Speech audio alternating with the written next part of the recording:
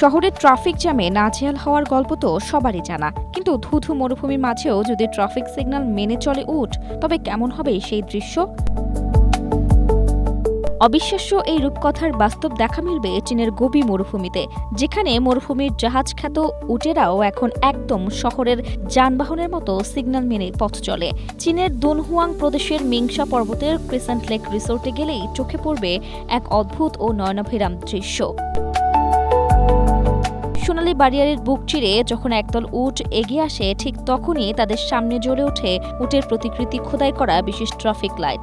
সংকেত লাল হওয়া মাত্রই চালকদের নির্দেশ মেনে অত্যন্ত সুশৃঙ্খলভাবে সংযোগস্থলে দাঁড়িয়ে পড়ে বিশাল এই প্রাণীর দল।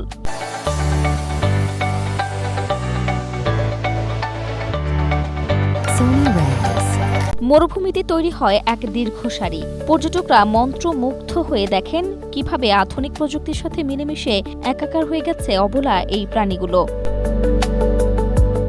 হেবেই থেকে আসা এক পর্যটক বলেন, এটি আমার কাছে এক মনোরম বিস্ময়।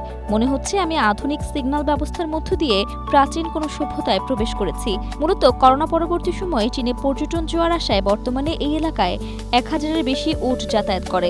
উটের কাফেলা, হেঁটে চলা পর্যটক আর শাটল বাসের মাঝে বিশৃঙ্খলা এবং দুর্ঘটনা এড়াতেই 2021 সালে এই অভিনব ট্রাফিক লাইট ব্যবস্থা চালু করা হয়।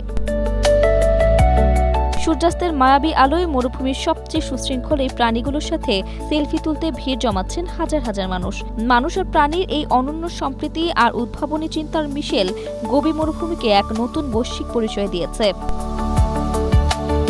Desk report, Asia post.